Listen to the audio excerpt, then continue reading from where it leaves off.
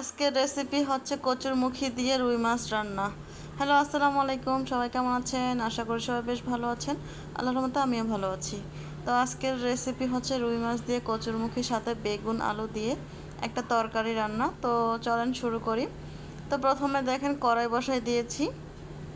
তো এখানে পেঁয়াজ কুচি দিয়ে এখন তেল দিয়ে দিলাম পরিমাণ মতো। তেলটা দিয়ে এখন পেঁয়াজটা একটু ভেজে নিব।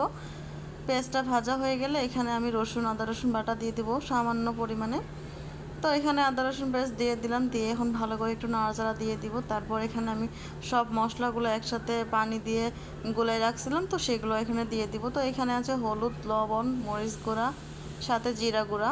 তো এগুলো সব আর কি দিয়ে এখন একটু ভালো করে মশলাটা কষায় নিতে হবে। তো যাই হোক, মশলাটা কিন্তু এদিকে কষানো হয়ে গেছে। তো এখানে আমি মাছগুলো দিয়ে দিলাম, রুই মাছগুলো। তো মাছটা আজকে কষাই রান্না করব। তো আপনারা চাইলে ভেজেও রান্না করতে পারেন, শুধু মাছটা ভেজে নেবেন তাহলে হয়ে যাবে। তো এই তো এখন মাছটা এখন উল্টায় পাল্টায় দিব, দিয়ে এখন মাছটা ভালো করে একটু কষাই নিব, নিয়ে তারপর এটা উঠে রাখবো। তো যাই হোক, এটা কষাইতে হতে থাক। এই যে দেখো, মাছটা কিন্তু প্রায় কষানো শেষের দিকে। আমি আরও অনেক কষাই নিয়েছি, একবার তেল বের হয়ে গেছে। তো যাই হোক, কষাই রান্না করলে অবশ্যই মাছটা একটু ভালো করে কষাই নেবেন, যেন মাছে কোনো গন্ধ না থাকে। কারণ অনেকে মাছ কষানো দিয়ে তরকারি খেতে পারে না। তো যাই হোক, এই দেখো মাছটা কিন্তু আমার হয়ে গেছে। তো এটা আমি এখন তুলে নিব।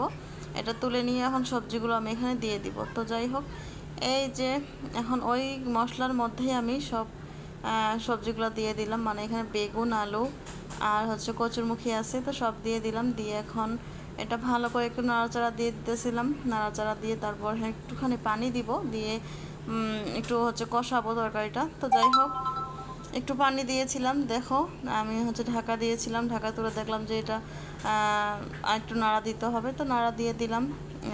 তরকারি, যে কোনো তরকারি একটু কষাইতে হয় বেশি করে, যেহেতু এখন কচুটা হচ্ছে নতুন। তো এটা একটু সিদ্ধ হতে বেশ সময় লাগবে, যেহেতু নতুন, এখন সিজন না। তার জন্য একটু কচুটা সিদ্ধ হতে সময় লাগবে, তাই একটু ভালো করে কষাই নিলে ভালো হয়। তো যাই হোক, কষানো হয়ে গেছে। তো এখানে আমি ঝোলের পানিটাও দিয়ে দিলাম। ঝোলের পানিটা দিয়ে আমি পানির পরিমাণটা একটু বেশি দিয়েছি, ওই যে বললাম নতুন কচু মুখী। তো সিদ্ধ হবে কিনা আমি জানি না, তো তাও একটু পানি বেশি দিলাম। তো পানিটা আমি দিয়েছি গরম পানি। তো যাই হোক, এদিকে বলক চলে আসছে, একটু নাড়াচাড়া দিয়ে দিলাম। এই তো একটু নাড়া দিয়ে দিলাম। তারপর এখানে মাছগুলো আমি দিয়ে দিব। তো এখন মাছগুলো এখানে দিয়ে দিব। এই তো কষানো মাছগুলো যেগুলো উঠিয়ে রাখছিলাম, সেই মাছগুলো আমি এখানে দিয়ে দিলাম। মাছগুলো দিয়ে এখন ভালো করে একটু নাড়াচাড়া দিয়ে এখন আমি ঢাকা দিয়ে এটা সিদ্ধ হওয়ার জন্য রেখে দেব। তো এটা এখন হতে থাক।